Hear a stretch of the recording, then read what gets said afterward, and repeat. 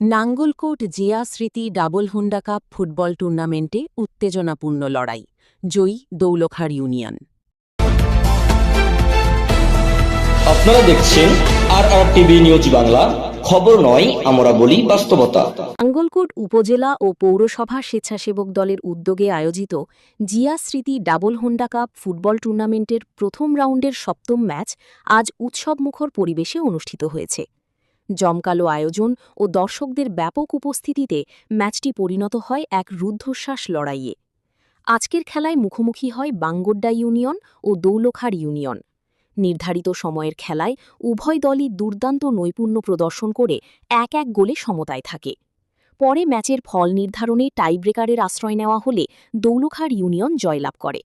টাইব্রেকারে বাঙ্গোড্ডা ইউনিয়ন একটি goal miss করলে এক গোলের ব্যবধানে জয় নিশ্চিত করে মাঠ ছাড়ে দৌলখার ইউনিয়ন।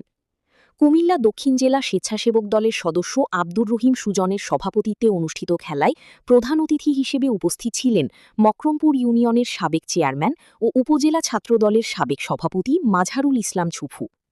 খেলার শুভ উদ্বোধন করেন নাঙ্গলকোট উপজেলা যুবদলের সাবেক সদস্য সচিব কামরুজ্জামান টিটু।